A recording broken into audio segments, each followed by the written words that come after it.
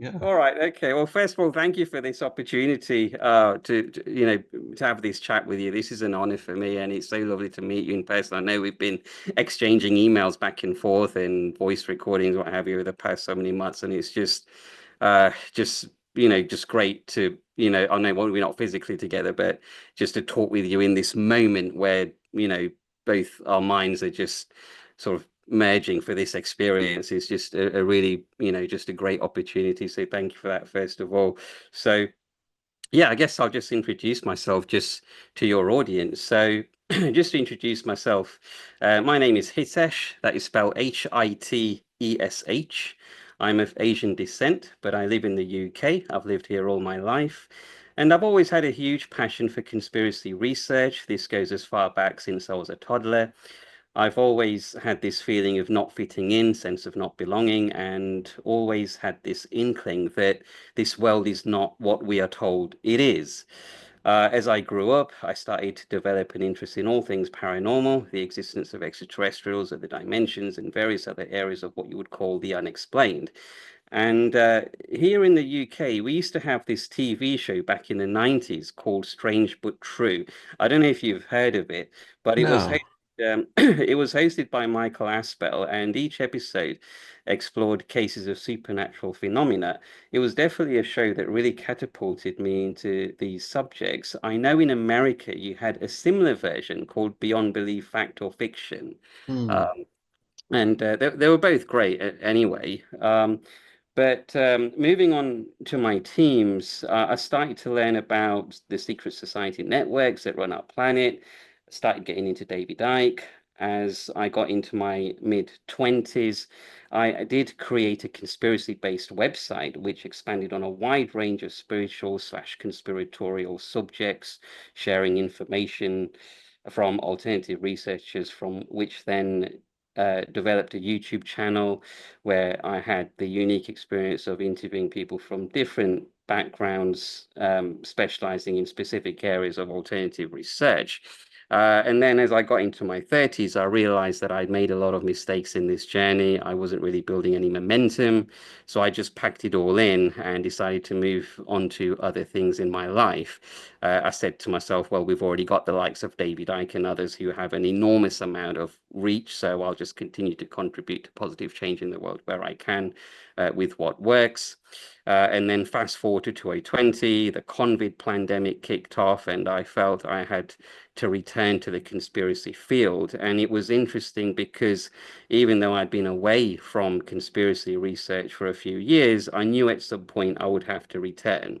So I joined the marches, the anti-lockdown protests, and this was a massive learning period for me, as it was for many others who were awake to what was really going on, because I started to learn about germ theory, terrain theory. So whilst we were in the midst of incredible government tyranny, it also freed me in a lot of ways. Hmm. And then moving on to 2020, moving on to 2023, that was the point where I stumbled on a flat Earth video from a guy called Allegedly Dave.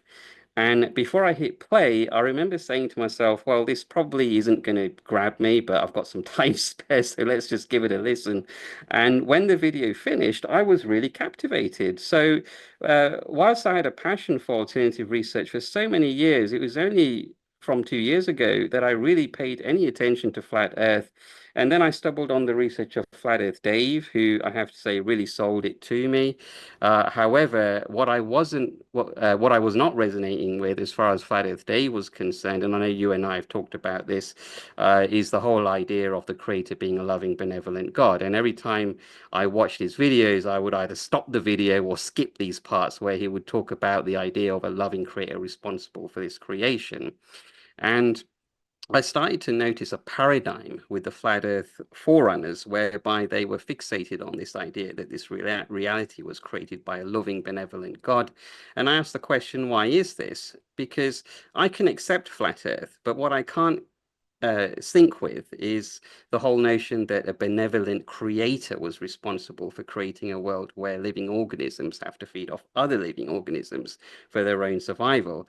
Now, my argument here is, okay, if that's what you believe, so be it. It's not up to me to tell you what to believe or what not, but let's at least make room for other possibilities. Let's at least acknowledge that there are other explanations with regards to our creation.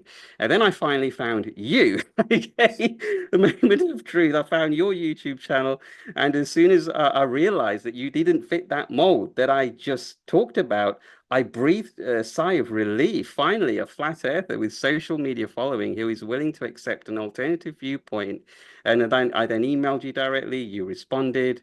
We quickly realized that we had a lot in common, and eventually it's led to this talk where like minds have come together to have this explosive discussion. So here we are. Right on. I wasn't aware that you had like had a YouTube channel and been so into conspiracy research and like done interviews a decade or more ago as well, and then kind of got out of it and back into it like that. That's interesting. Do you still have the YouTube channel? Did you get banned by any chance, or did you take it down just so you could, pursue an occupation and that kind of thing? So what happened was, yeah, um the whole thing I was kind of working on was the website was called Transform the Illusion, as in transform our reality, transform the holographic reality. So that was the place I was coming from. And the website was transformtheillusion.com. And then I had the YouTube channel. The that doesn't exist anymore. It's all gone. The website's gone. The YouTube channel is taken down. All the videos are gone. It is all. And I think for me, the frustration it kind of came when I felt as though I wasn't really causing a change or really kind of making a difference to sort of anything. I felt as though I wasn't really making a big enough impact to things. And some videos did quite well. They did get like a fairly high hit rate, but uh, I wasn't satisfied with it, and I wasn't kind of happy with the way I was going about it. So that's why. And there were other things that I wanted to do in my life as well. So yeah, it's just really I think I just kind of just acted out of instinct probably and just tore the whole thing down. Yeah. Understandable. Yeah. But when, the powers that be pull these things off, like, like the convid stuff and whatever other stuff, it does force you to come back. It's interesting because if they just kind of let us be, we've got no reason to return. Well, I mean, I suppose you can optionally, but it kind of forces you to return a little bit, doesn't it? When these kind of global events happen and you're like, gosh, I've got to come back now. Yeah, it's so front and center. It's like every Yeah, every dinner table discussion that was yeah, so blatant that even if you yeah, didn't want to step out and be the focus of attention, everybody's talking about it. yeah. And like even just trying to shirk away from certain discussions gives away your actual opinion. So there really was no way of getting away from that silently. Everybody had to be front and center and say what they thought, and it caused quite a bit of upheaval. And I feel like we're Yes. still in the wake of that now, where everyone's kind of going around like what like post-traumatic stress. Like as a world, we all kind of have PTSD right now, and we're just like, what just happened? Like, is that going to ever happen again? Are we going to allow that to happen again? And there's a whole sector of the population that absolutely will allow that to happen again, and they'll cheer it on and champion it, which is the crazy thing that we found happening during that time was that there was such a big part of the population that was so willing to go along with the most ridiculous and illogical notions as long as they're told by a perceived authority figure. We're so um, compelled to do whatever the government or perceive, it could be, doctors, whoever we perceive as an authority figure at the time. We just give up our autonomy and agency and critical thought to whatever dictates they have and just go along with it on a mass scale. And that was quite disconcerting to see that happen then. And I think a lot of us are disconcerted about the future and if something else like that is being planned, because that certainly was planned beforehand. And now who knows what they're planning now.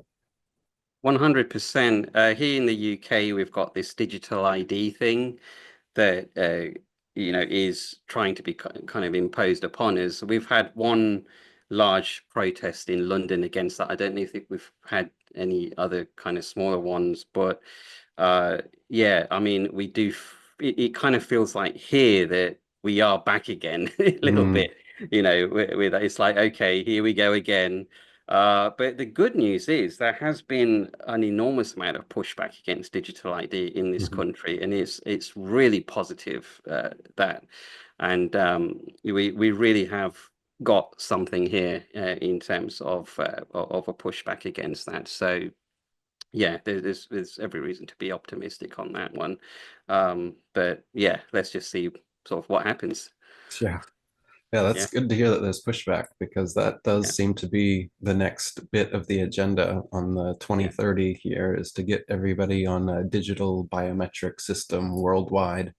sure. And Asia seems to be going along with it quite well. China, of course, is their first test country that's full blown social credit scores and all. And that seems to be the model they would like to bring in everywhere, as long as we're compliant enough to allow them to do so. So it's good that in the Western world, a lot of us are rebellious and individual enough to think of these kind of things. Over in Asia, everyone's just kind of like a group mentality. Go along, with the Yeah. new technology is the best. There's very, very little pushback to any of this in Asia at all. And that's concerning. Is that what you experienced when you were in Thailand? Yeah, yeah. They just love that there's the convenience of all the new technology, and they just think of it as progress. They don't see the potential negatives and all the things that could happen down the line. And what happens with a mass electrical outage? What happens if you go against the government, and they can turn your digital ID off? There's a bunch of what ifs that they don't seem to question those kind of things. They just like the idea of progress and the new thing, the next new novel item. Mm. Well, yeah, that's really interesting. Would you say that's partially the reason why you left, or I mean, I know there must be a Um, multitude of factors, but yeah, no, no. I mean, the main reason is just more to be with family. But sure. yeah, because there's when it comes to being disappointed with the types of people I find, it's worldwide. There's good and bad, intelligent and unintelligent people everywhere. I haven't really found any place that I thought like, oh, this place in general is more enlightened than some other place. It's more just in pockets or in individuals than it is in like an entire country or a town even. Um, yeah. Sure, sure. Okay, all right. Well, that's great sort of introduction, a little bit for us both to kind of get things starting. Shall we start off with the questions? Oh yeah, go ahead. Yeah, okay. So I'll just read out this disclaimer just to make your listeners aware that what we're about to talk about may come across as very negative and bleak, but I think it's important to expose this reality for what it is. And what we don't want by the end of this is for you to feel hopeless and a defeatist. So we will end this on a positive as much as we can. Okay, so here's a nice icebreaker to get things started. Have you seen the movie Last Action Hero? Yes, I have seen that. Okay, it is so profound. It's about a kid who inhabits an Earth realm representative of our reality and gets transported to another Earth realm via a cinema ticket. Now, the difference between that realm and the one in which where he came from is that the world he has leaped into is energetically synchronized so that the good guys win. Now, the villain from that realm gets hold of this ticket and uses it to travel to the world in which this kid came from originally, and very quickly realizes that this is the reality where the bad guys win. And there is a scene where he walks up to a random guy and shoots him in cold blood, and then shouts out loud, "I just killed a man. I want to confess." And he gets little or no reaction to it. Now, our reality may not be as extreme as that, but there is definitely a parallel here. And I do feel that our reality is energetically synchronized to support evil and criminals. Some people may argue that it is just people doing bad things and nothing to do with the natural world we live in. And whilst there is no doubt there are bad people in this world, I genuinely believe that the earth works in favor of bad doers. Do you agree? And what experiences have you gone through in your life, in your own life, that supports this? Mm, right. That makes me also think of the movie. Have you seen American Psycho? I've not seen that, no. In that movie, this guy who is an absolute psycho and a homicidal serial killer maniac, at the end of it, he, I don't know if you could say gains the conscience or not, but he wants to confess, similar to that.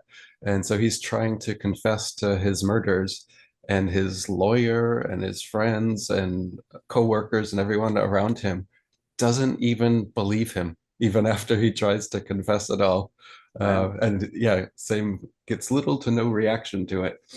Um, so I do, in a way, agree with what you're saying. It seems like here the rich elite psychopaths seem to be aligned with some powerful negative spiritual power. They seem to be rewarded for being superficial and selfish and materialistic. And meanwhile, like truly good, selfish, and spiritual people, more often than not, in my experience, tend to be poor, downtrodden, and suffer all sorts of ways just for trying to help. And there's a bunch of idioms that we've in like cliches that we've made over the years that point to this idea as well. No good deed goes unpunished. Only the good die young. Virtue is its own punishment. Nice guys finish last. Life isn't fair. The road to hell is paved with good intentions. Even the message of the Bible seems to be basically this to me when I read it. I see God incarnating himself onto earth to try and help everybody, the most perfect, selfless person imaginable. Ultimately, what happens? He gains a cult following, and then he's kidnapped, tortured, and killed just for trying to help here. So, I mean, how advanced, how spiritually developed, how positive can this world truly be if God sends his son here to try and help, and that's what happens? It absolutely does seem like this is a negatively charged world.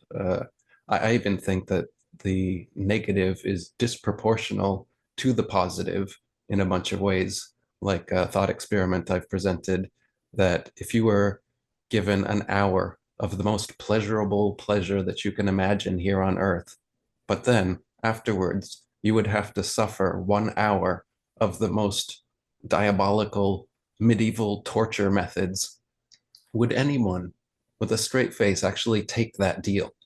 I haven't found anybody No. because yeah, because the amount of pain possible here from some of these, flagellation and ripping your skin off or plucking your eyeballs out, whatever. There's just the terrible things that can be done and have been done throughout history to people. And there is no pleasure. I can't imagine any pleasure that feels good enough that I would want to endure that kind of pain. Yet our creator has created a realm where that is exactly what happens. I mean, and I can imagine, and I've heard from near-death experiencers that they feel pleasure even more so than they've ever experienced on the best drugs here once they get out of their body. Meanwhile, I can imagine a way of pain not hurting as much as it does. You could, have your whole arm cut off and have it just be like, oops, like you stubbed your toe or something, and then regrow your arm back off, right back, and there's no issue. It doesn't hurt, doesn't take any time. That could be possible. The Earth and our experience, everything has been designed exactly how it is and not otherwise due to some intelligent being's purposeful design. And most people, for whatever reason, like you mentioned, seem to think that that being is perfect and benevolent and wholly loving. And to think that way, you almost have to close your mind off to certain aspects of reality or do some kind of cope, or what I've termed have a spiritual Stockholm syndrome, to even be able to think that way. Though that is the main, belief system by pretty much every major world religion and even the New Age, is that a loving God put us here. Earth is like a school where we learn lessons, and ultimately we're going to evolve and go somewhere better. But I've got a lot of questions about why, if you're the creator, why create fallen, disempowered beings that need to go to school and suffer through all these lifetimes to eventually evolve and then deserve to go to some better place, some heaven that you've created, that then maybe they'll deserve to go there. Like, what is this whole process? If you are the creator of everything, what's the point of creating Sure. all of that? And why make it, there's so much suffering and confusion, because that's another big part of this is the confusion. He's not, we don't actually know any of this. We don't have God with a blackboard in front of the school saying, okay, here's the curriculum, here's what you got to do. No, we don't even have that. We have to guess at all of it. And yeah, so I mean, I definitely resonate with what you said. I think pain hurts more than pleasure feels good here. And there are inherent negatives and unnecessary evils here, like chronic and degenerative illnesses, mental psychoses, parasites, natural disasters, and the biggest one that you mentioned, the food chain, the fact that every being has to eat the life energy of other living things just to continue their life. So the whole Yeah. thing about life here is that life has to consume life to continue life. What a dumb way to set up your system if you're a wholly benevolent, perfect, and loving creator. If that was the case, don't set up a system where life needs to feed upon life to maintain its life, you know? Sure. Yeah. No, that was just a beautiful answer to that. But if you notice something else, people rarely die of old age. Like you always hear like someone has died of a disease, like literally 95% of the time. Like people don't go peaceful, like very rare people go peacefully. It's always they die of something. Hmm. Yeah, Yeah. yeah, almost always. I don't know. That's one of my hopes is that when it is my time to go, that I don't have to suffer or go through some kind of disease. I wish that of everybody, that everyone could just peacefully go either in their sleep or what, when they wanted to. It would make more sense if we could just out of body travel out of here and into here at will. Like if this is a school, why can't we leave? If this isn't a prison, why can't we go out of here? School, you go home at the end of the day and then you come back because you want to, whereas a prison you can't. And here on Earth, it seems that way to me. It seems more like a prison. There's people that claim that they can travel out of body, but they come right on back and they're still here. Maybe some people who die are advanced out of body travelers who make it to a better spiritual dimension and they're like, peace out. Oh, there's no way I'm coming back. And we would never know that. I hold hope that that is a possibility and that maybe it's easier to do something like that when you're closer to death, like the veil is a bit thinner. And so you may be able to kind of exit gracefully um, if you have the gnosis. That would be what the Gnostics say. They say the Gnostics and Cathars are the two kind of ancient religions that are the only two that I found that are different. Buddhism in some ways also that are different than the prevailing world religions that all have like a benevolent, loving, perfect creator. The Gnosticism says that, yeah, there's a monad or an unknowable God.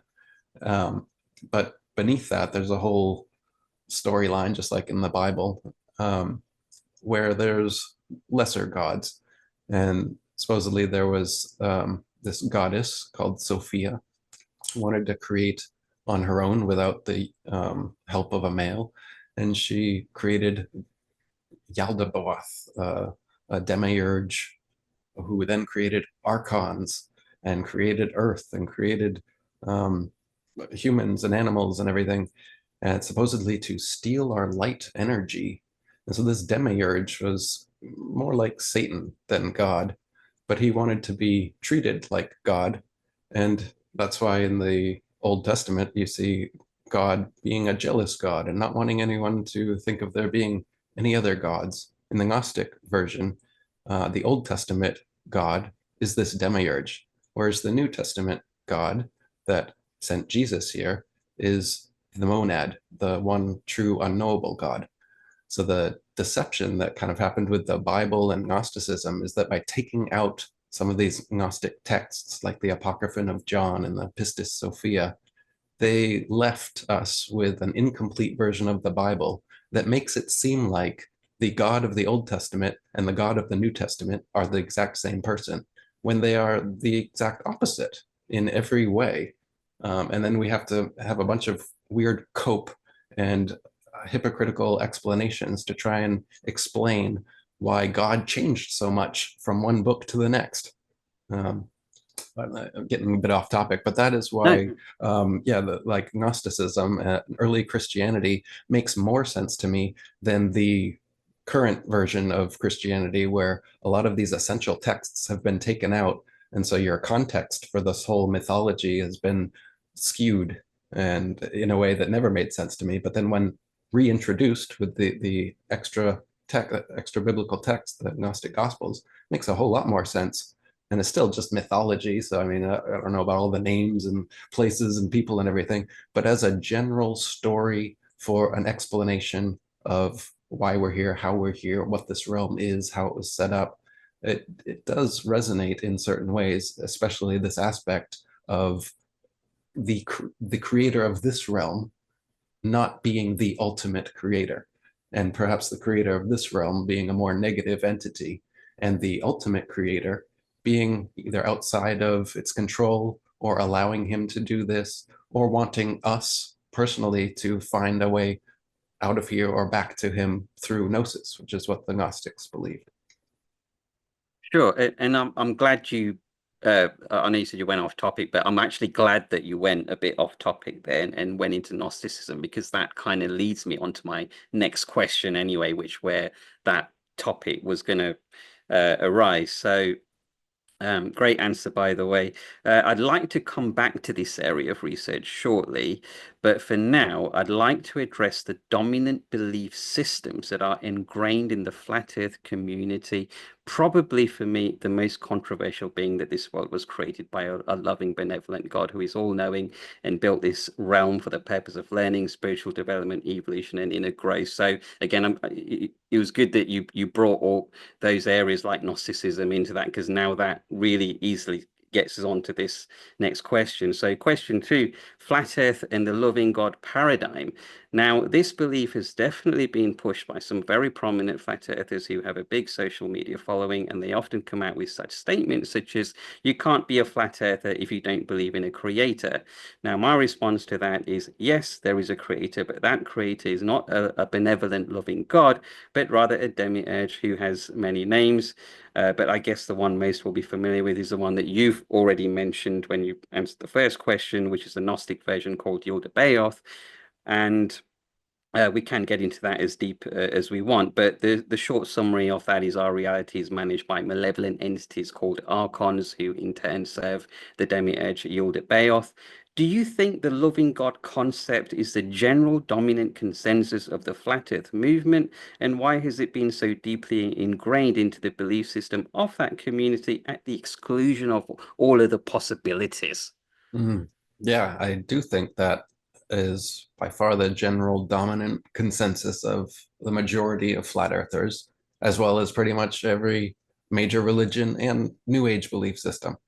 But for me, the concept of a holy, loving, and benevolent God being solely responsible for all creation doesn't resonate with me nearly as much as something like the Gnostic perspective, which allows room for nuance and makes much more sense.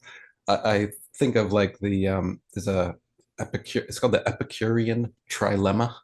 There's a quote by Epicurus. He says, "Is God willing to prevent evil but not able?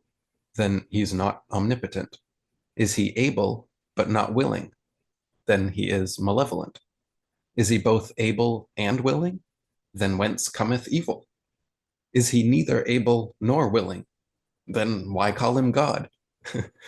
So there's like it's called a trilemma. It's more than a dilemma. There's Okay. three parts to it. If God is unable to prevent evil, then he's not all powerful. If he's not willing to prevent evil, then he's not all good.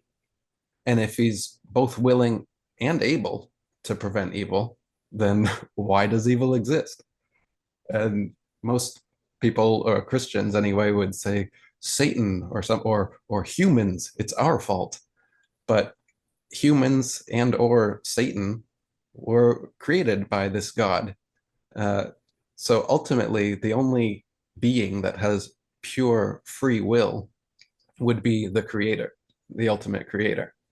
And to say that Satan, this like scapegoat created by the creator, who then is responsible for all evil and negative actions. Oh, he's the well, God didn't have to create him.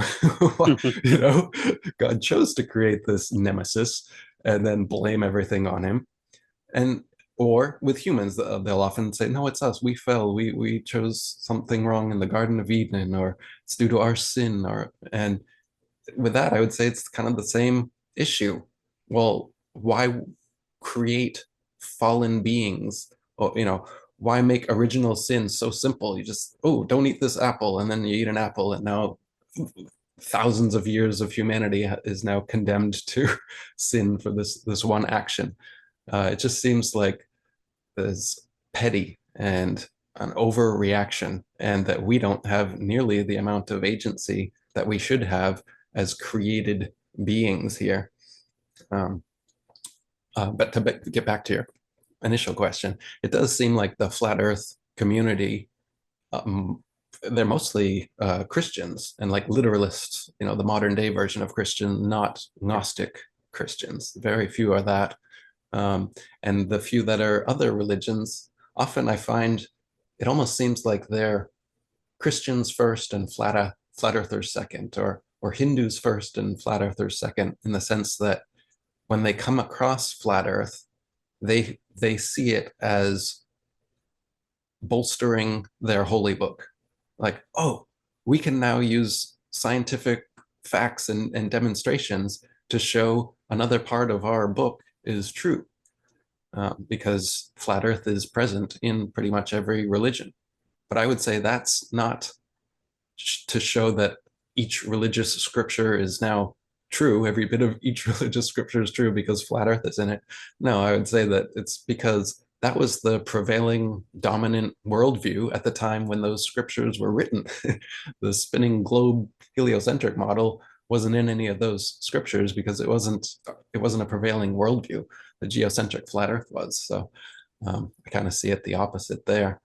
And I prefer people to leave religion and belief out of, or at least to the side of this topic, because flat earth is like, it's one of the one things you can know in this lifetime.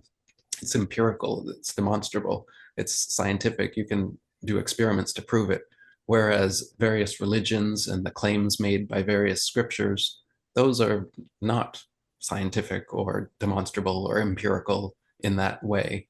And when you mix the two in like they're part and parcel of one and the same, people who are new to the subject will often just see you as a typical Christian, now even more off the walls than the globe believing Christians. You're a flat Earth Christian, so they'll just listen to you even less. Um, so yeah, I like to try and keep religious subjects separate from. I don't necessarily think flat Earth and Gnosticism or anything need to go together, but as a truther, as a researcher, as someone that's interested in trying to get to the bottom of this reality, those are subjects that certainly are going to, you're going to come across at some time, as cosmology and religion. So, yeah. Sure. Do you think it's a comfort thing that what happens to a lot of these people where religion acts like a filtration system for the flat Earth model to go through, then like it almost acts like a filtration system, doesn't it? And it's a comforting, okay, there is a benevolent God and it coincides with my flat Earth beliefs. So do you think it's a bit of a comfort thing? I think all religion inevitably is a comfort thing because it's a confusing reality. Like I said, there's no ultimate playbook or God coming and showing us things that's objectively true. Some people think they hear voices or they think this book is God's book, but it's not objectively so. You can't objectively make everyone believe that God has appeared and said something, or make everyone objectively believe that this book came from God. He wrote it himself. You can't. That's a subjective thing. Um, and I think religion and the answers that it gives to these really unanswerable questions, we can't really know these answers to these metaphysical questions while we're in physical bodies in a physical world. But it does give you a feeling of security and safety. It's like a blanket of beliefs that you can cover yourself with and no longer have to worry about all these questions and all these negative things that we're talking about too. If you just give yourself a dose of spiritual Stockholm syndrome and tell yourself that a holy, loving God is going to whisk you away to heaven, and all you have to do is thank him and believe in him.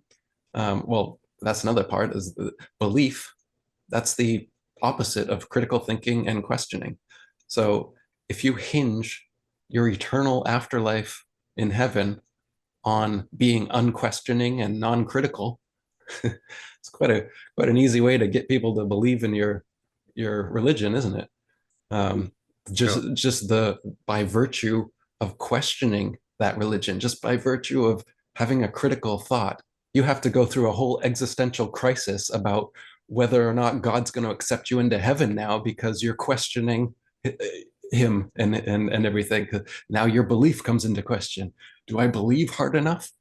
And for me, belief is just a weak epistemic function to base an eternity on. And I really don't think God would do that to us. I don't think he'd bestow us with critical thought and brains that can analyze things and come to logical conclusions, but then want us to disband that and instead use this other function called belief and just go ahead with that. And only the few humans that disband their logic and critical thinking and go only with blind belief will make it to his special heavenly place, and everybody else will, come back here or who knows what. So yeah, it's comforting to think that way. It's comforting to think that God is benevolent and all loving and is going to whisk us away to heaven if we just believe hard enough. But that has never resonated with me, and I can't just make myself believe it. And I don't think a God that is omnipotent, omnipresent, and omniscient would be fooled by my pretend belief in him. I think he would see through the fact that I'm just a critical thinker and a questioner, and I just can't do the blind belief thing that seems to be required by religion nowadays. Right. Question three. Connection between Gnosticism and flat Earth. I can certainly speak from my own journey and say that the conclusions I have come to all lead to the fact that our Earth realm is a prison created for the sole purpose of harvesting negative low vibrational energy, also called loose energy, that is factoried back to the archons, who then in turn recycle this energy back into the matrix to keep it continuously running. Let's get a few things straight. We are not here to learn. We are not here to grow. We are not here to evolve. We are not here to learn how to love. That one infuriates me the most. I hear it all the time. Okay, common one. I believe not a single soul at their core would choose to come into this reality where living organisms have to trample over and feed off other living organisms for their own survival. We have either been tricked or coerced into coming here, or if we chose to come here, we were not given full disclosure as to what we are coming into. From your own research, have you found any connection or integration of this Gnostic viewpoint to the flat Earth model, whether it be through ancient records, current research, or means of meditation? Mm. Uh, to me, it also makes more sense that we were tricked or coerced into coming here than that we were given complete, full disclosure about all the negatives and of physical incarnation.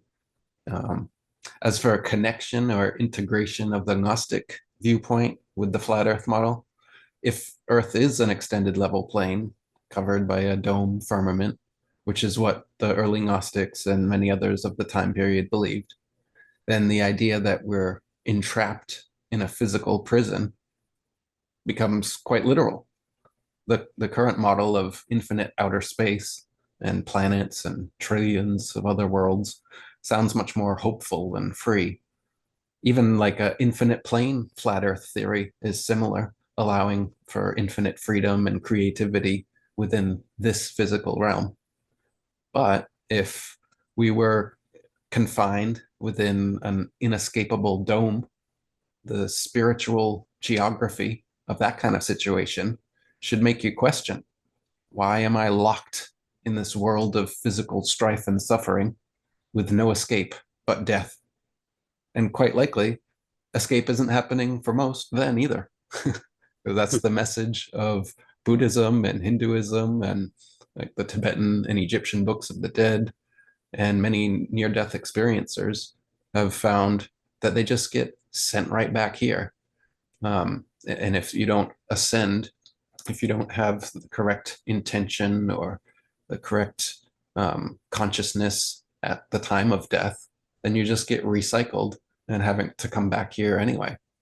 So in that sense, a flat, enclosed, prison-like Earth in the physical realm does resonate in the spiritual realm if we are in some kind of reincarnation, soul trick, soul trap. Um, we're physically trapped potentially, and we're spiritually trapped potentially. And I say potentially because we're we're talking skeptically now at this point. We haven't ventured to beyond Antarctica to touch a dome firmament or to know 100% that we're enclosed.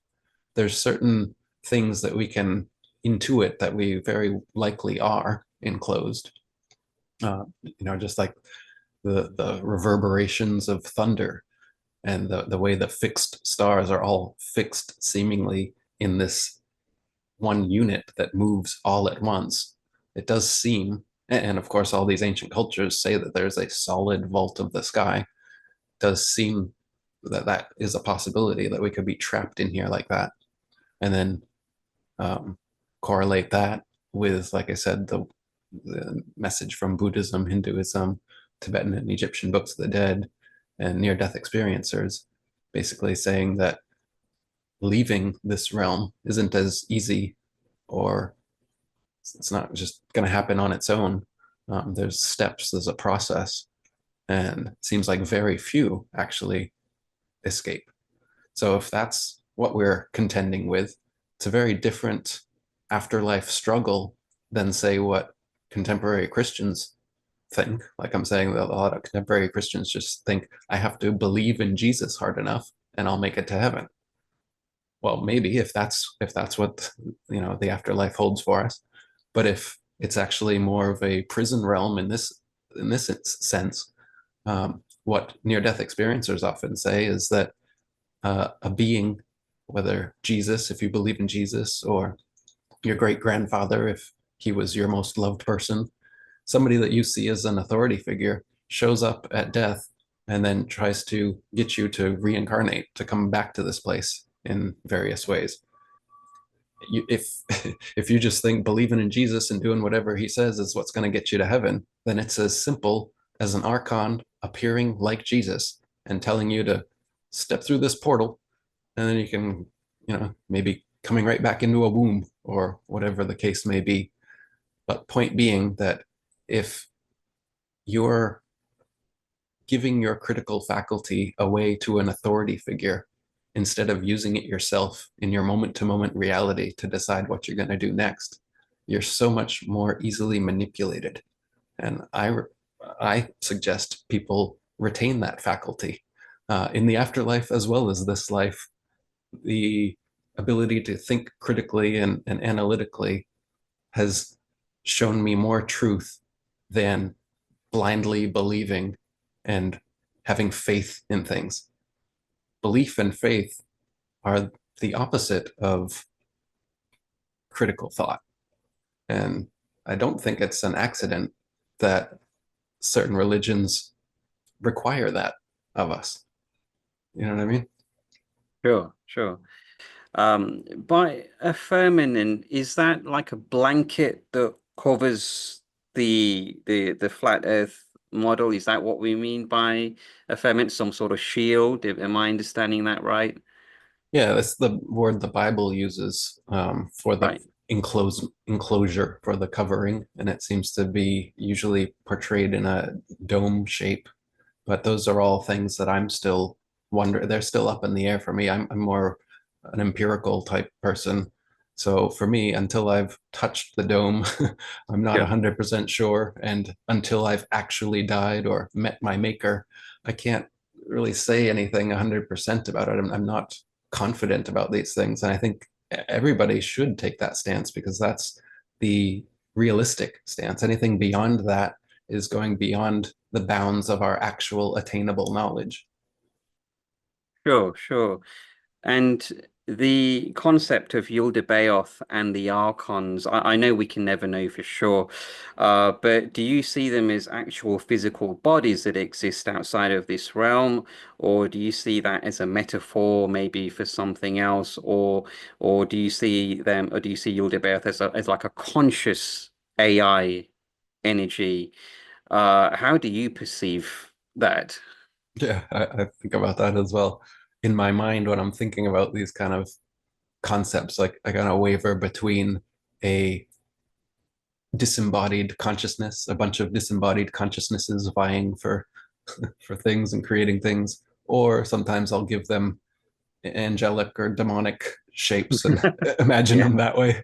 I Sure. don't I do wonder about that. Like what like Sophia and like, so and they're given male and female aspects as well. So I wonder what they actually mean when they're mythologizing these concepts. Are these actual beings and it's not supposed to be mythology, or are these personified aspects of consciousness? I tend to think usually more along those lines, but it's pretty esoteric and difficult to grasp either way. Yeah, yeah. I guess it's how you personally perceive it, really, isn't it, as well? But I'm glad you mentioned a little bit about there about reincarnating because that's kind of does lead to my next question. So, question four, the soul trap. The common theme of the soul trap is that after we die, we are led into a bright light by a loved one or someone who was close to you. The result is that you are tricked into reincarnating back to Earth without being given full disclosure of the consequences that come along with this choice. However, my personal research has led me to the conclusion that not all souls reincarnate back to our Earth realm due to the following reasons. A, if every soul was reincarnated back to Earth, there would be a massive explosion in population. You are talking billions upon billions of souls being reincarnated over and over again. B, some souls remain as earthbound spirits or become ghosts, which can be detected in poltergeist cases or hauntings. Do you think it is possible that some souls reincarnate not necessarily back into our earth plane, but beyond the flat earth ice wall, where there may be other civilizations or even into other parallel universes slash dimensions or realities? Yeah, there's some speculation. Totally. I mean, could the creation of souls and individuated conscious units be something as simple as putting together a new model on an assembly line at a factory? Or are there already a set number of souls pre-existing to choose from? Or can they just come into existence whenever they're out of stock and a new couple has sex on Earth? uh, I would guess there's a huge surplus of souls somewhere, or that they can be easily created because I've never heard of a time when all of humanity just stopped being able to get pregnant. that that would make for an interesting premise for a movie, though. The spirit world Yeah. runs out of souls, so nobody can get pregnant anymore. No, I don't know. I've thought about that exact thing before, whether there are a number of pre-existing souls that were already created, or are they just like created on an assembly line at will?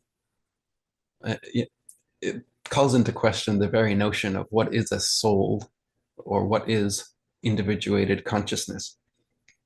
Some people separate it into spirit, soul, and body. And so that they make a difference between the spirit and the soul. And some Gnostics I've even heard say that like the spirit would be the element that comes from the one true unknowable God. And that's where we get our rebelliousness. That's where we get love.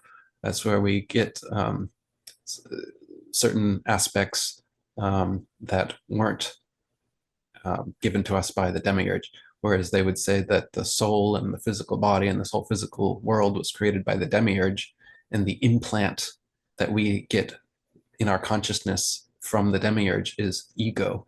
And ego, self-centeredness and selfishness and whatever other trappings go along with the ego are what is meant by that. And that gets back into that whole mythology thing. It's like, are these beings somewhere, or are these aspects of consciousness? Could the demiurge just be another word for ego and a part of our consciousness that is negative? And then the other, like Sophia, philosophy comes from this idea. Sophie is wisdom, and Wow. philosophy is the love of wisdom. So could that just be um, a metaphor? So Sophia's wisdom is breaking off from the one ultimate consciousness, but then without some other aspect needed, maybe intelligence, or I don't know, something else that wisdom needs, um, it created, and it had what they say that this creation was a broken mirror image of the pleroma being the heavenly realm that they came from. And that would also explain how people will say, like, well, this realm isn't all negative. The nature's beautiful, and there's love, and there's certain positive aspects here, of course. Um, but that could be because those elements come from the one unknowable God. Those come from your spirit. Those versus the ego and your soul, which may come from another aspect of this created dimension. Sure, sure. I mean, I always wonder sometimes that if the Gnostics and the Cathars had this knowledge, like if you're a Gnostic and you know this, like why would you have children? Because you're just creating a Mm. vessel for the soul to come into. Like, Hmm. I know it's a bit of a weird thought. I know, but you just like stop having children because you'd want to Well, end it. a lot of them did. I mean, it was a thing that the Cathars, especially, they were seen as anti-natalist and didn't have children. And it's especially interesting that a sect that would essentially breed itself out, the disbreed itself out of existence because they're not even having children. That Wow. was the first group that the Catholic Crusade, the Inquisition, sent to disband was the Cathars. So like the Inquisition didn't start for Muslims or anything like that. The very first people they used that on was this group of Christians that believed differently than the predominant Christians. And their belief was this anti-natalist belief that bringing new souls to this world was a bad thing and that we shouldn't do it. And that what they called the Rex Mundi was the leader of this world, which is essentially Satan, and that we were supposed to detach from all material things, similar to Buddhism. They preached detachment from the material world and even our physical bodies so that we would return to the spiritual plane. And they say that it was our attachments and addictions and base desires that kept us coming back here. And that's similar to Buddhism as well. So the recommendation for that line of thought, if you believe that way, if you think that way, then the way to move on from here is to have non-attachment to physical things and to not desire things in the physical world and to just let it go, basically. And so that when death comes, there's no bit of our consciousness that's trying to come back here or retain something here. And we're just totally ready to go on to the next thing. That's another possibility. It's tough to, like I said, there's no Sure. curriculum. So we don't know what answers to give on the multiple choice test when it comes time. It's almost like, oh, A, B, or C. I don't know. Well, we'll try this one. Sure. No, it's a great answer, nonetheless. Okay. Question 5, fraudulent soul trap experts. With Gnosticism and the soul trap concept gaining more traction over the last, I'd say maybe 2 to 3 years, especially, there also seems to be more and more so-called experts in the field of this research, as many mystics, psychics, out-of-body and near-death experiences claim that they have the answer as to how we escape the soul trap. We have podcasters such as Jeff Mara who interview such people. Now, I have a real problem with some of what these people have to say for the following reasons. One, many of them claim that their way is the right way. Two, there is no coherence between these people. Most of them will agree that we live in a simulation, but the deeper it goes down the rabbit hole, the more their opinions differ. Three, to sum it up, they can't all be right. I've heard some of them say such things like, we have come here to learn how to love, which is an absolute lie, in my opinion. We have awareness of true love before we get here. It is after we come here into this realm, thanks to the indoctrination system, we unlearn that version of love and replace it with the Matrix's version of love, especially with the Jeff Mara interviews. If you listen to 50 of them, you will be no better off compared to when you started. Now, do you think this is a deliberate attempt to confuse, disorientate, and derail us by the Archons? And in your opinion, what is the ultimate and most plausible answer as to how we escape the soul trap? Mm. I've noticed that same thing with channelers, out-of-body experiencers, and other so-called experts on those kind of subjects. Like I said, it's essentially just anecdotal hearsay because the Yeah. expert can never be physically tested or proved wrong about their assertions. So how can we know if anyone living has actually found the correct answer to transcending the soul trap? We can't. The Gnostics are so called because their belief was that through gnosis or spiritual knowledge that we would be able to ascend from here. In Spiritual Stockholm Syndrome, I have 4 chapters outlining what I found through my research and understanding to be keys to transcending the soul trap, that being intention, revoking soul contracts, recapitulation, and preparing our consciousness for death through practices like out-of-body experiences, psychedelics, lucid dreaming, and meditation. And again, these are just ideas, but it makes sense to me that the main thing that we would need to transcend this world would be the intention to do so, the intention not to come back here. And that feeds into what I just said about detachment and non-desire. So you can't have desire for material things in the physical world or be attached to certain people or places or things if your ultimate intention is to go to heaven or to go somewhere else um, to not come back here. So fixing that intention certainly would be paramount. And then people talk about there being soul contracts. I don't know if this is a thing or not, but if we agreed to come here potentially, and maybe we agreed to have our memory wiped, because if we did reincarnate here, if we have come back here many times, I don't remember it. Most everybody else doesn't remember it, except for a few people that have been scrutinized, and there's been many, many volumes of books written about them that do remember past lives and can show to painstaking degree that they remember details that have been confirmed by people still living.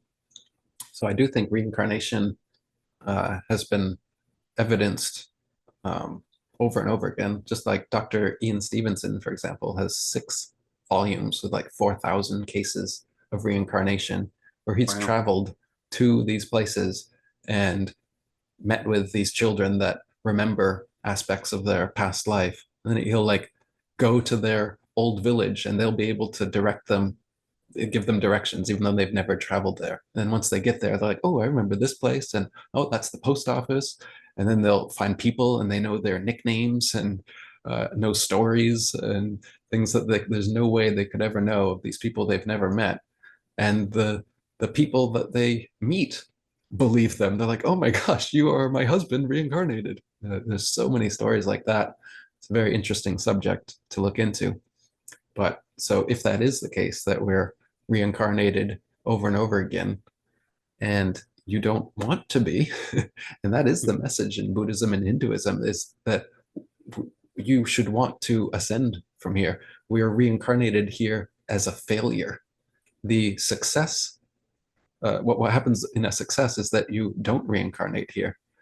Um, so if we had a contract that, okay, I'll reincarnate and you can wipe my memory and then I have to start all over again, I would say that you weren't given full disclosure as is necessary in contracts.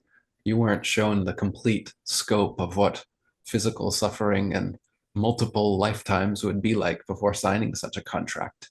So part of intention would be to revoke any of those contracts.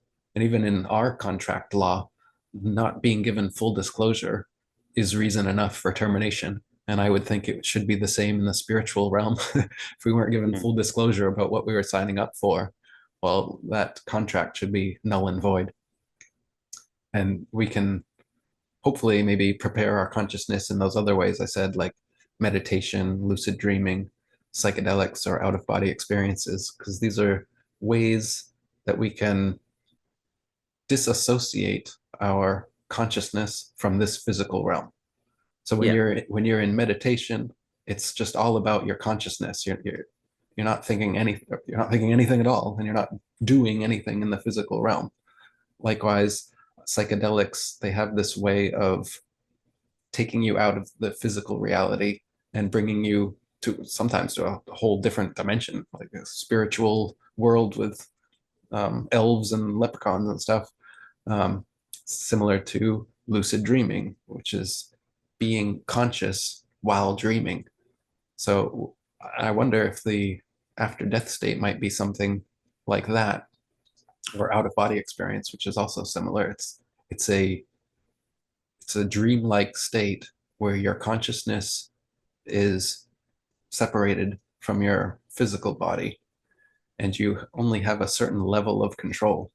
Like when you're lucid dreaming, you can control whatever thing you are actively thinking about because you know you're dreaming and you're like, okay, I'm going to go for a swim now. And then Yeah. you're swimming, but then suddenly maybe a waterfall appears and you're like, I didn't mean for that to happen. And you might, if you're conscious enough, you can just get rid of the waterfall and make a nice calm river again. But often what happens is you start to slowly fall into your dream consciousness. And so instead of just getting rid of the waterfall, you'll start swimming against the current to try not to get to the waterfall. And so you'll slowly become the dream character again and lose the power of lucidity that you should have had and you originally had in your dream. I always have these two problems. That'll either happen or my lucidity will increase to the point that I just wake up because I'm so aware of the fact that I'm just laying there dreaming that I can't really maintain the dream anymore. I'm just kind of awake now.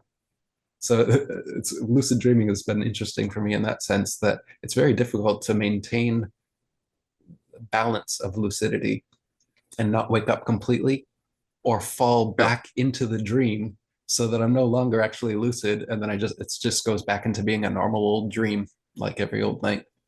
So anyway, I say all that just to say that potentially me practicing these kind of things, doing these exercises with my consciousness and getting accustomed to how consciousness works outside of physical daily life, is probably a good training ground for when we die and our physical consciousness is separated from our physical, and our consciousness is separated from our physical body.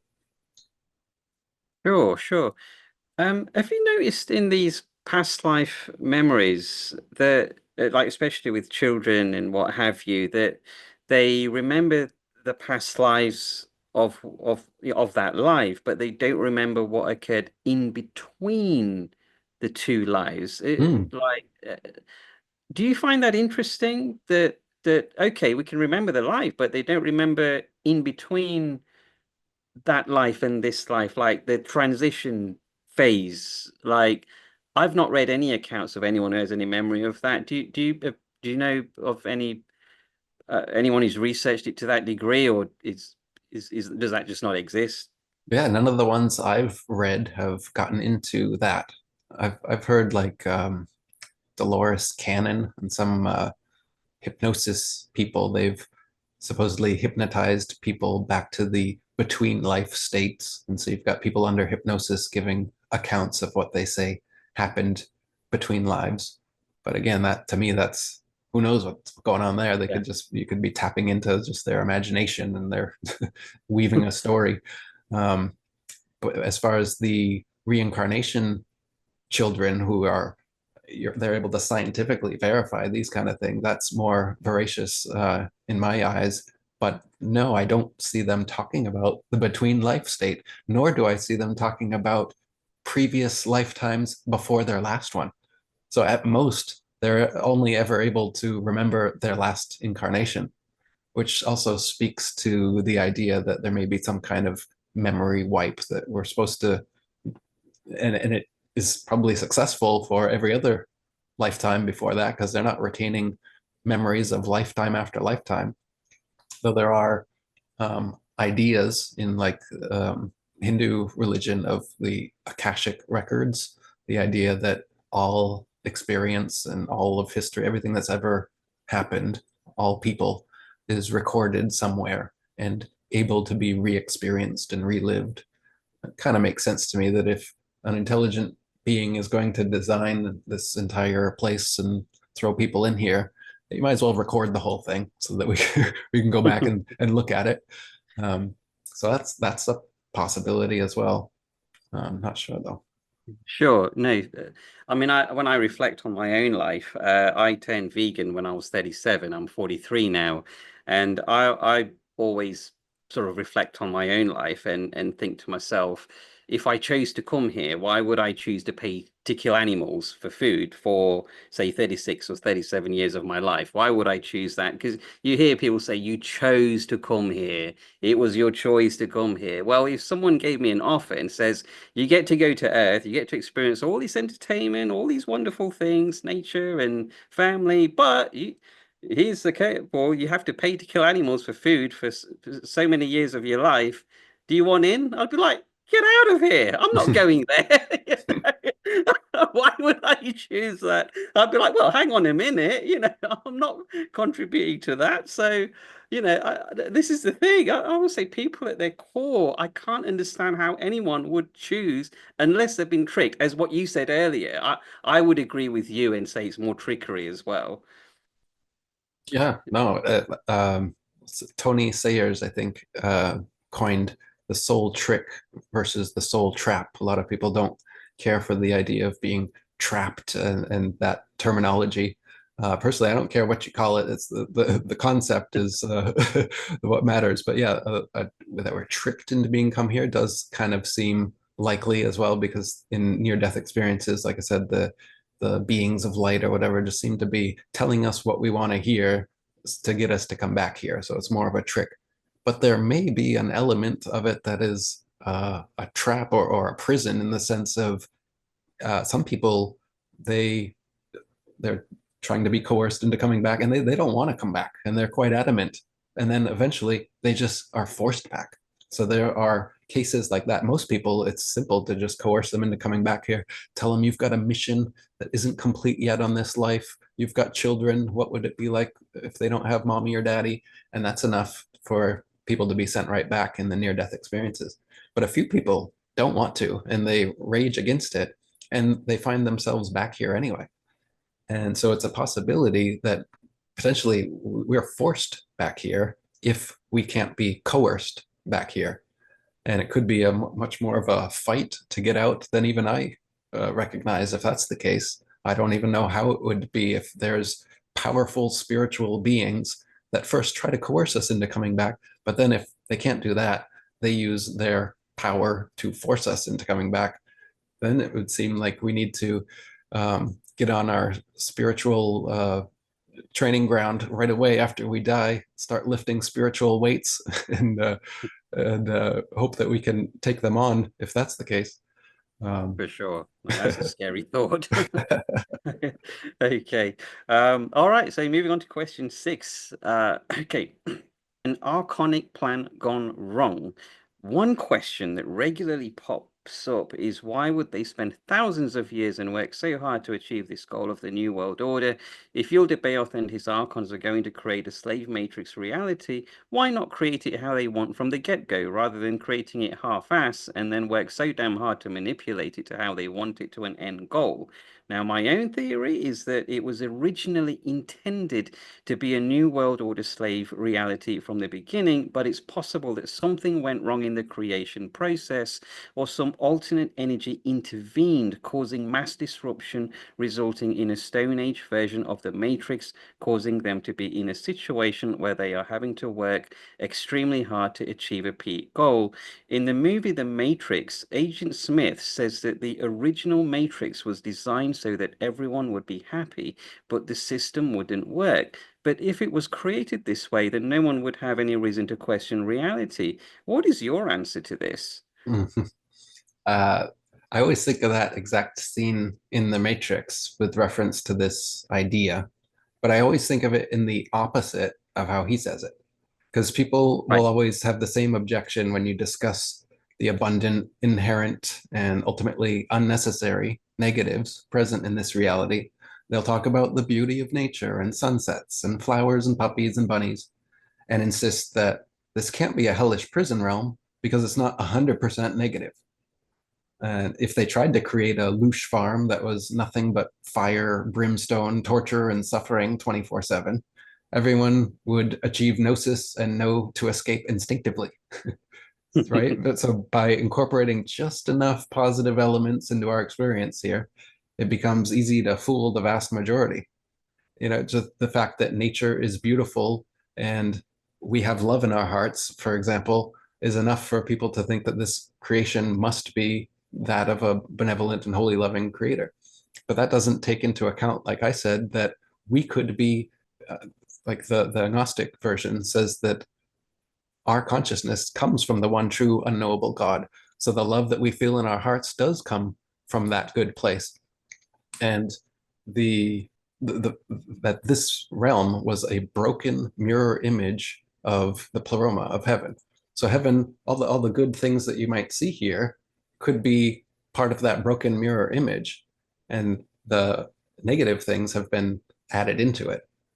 So that could explain the existence of all the positive things here. And like I said, similar to that Matrix quote, if everything was just negative 100% all the time and it was obvious to everyone, I don't know that the idea of a louche farm, or as the Gnostic Gospels say, extracting our light energy, I don't know that they'd be able to extract our light energy if we knew that we were just in a suffering torture realm 24/7. So it helps the system to have a veneer of positivity and goodness so that it fools the majority of people, especially if you want them to reincarnate and actually want to come back here.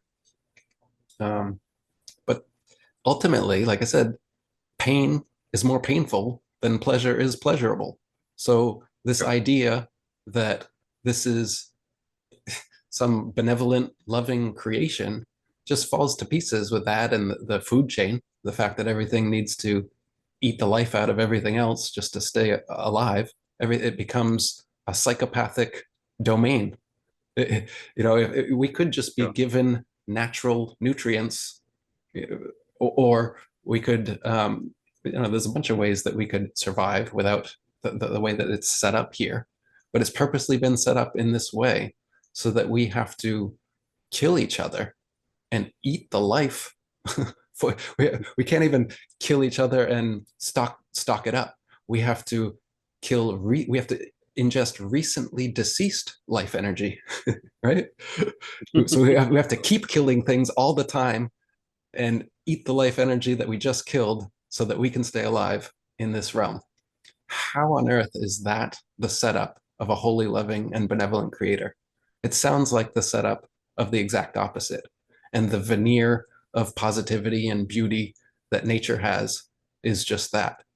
And nature isn't even that beautiful. If you were stuck alone, not in society, in modern society, with people around you, the state of nature is quite brutal.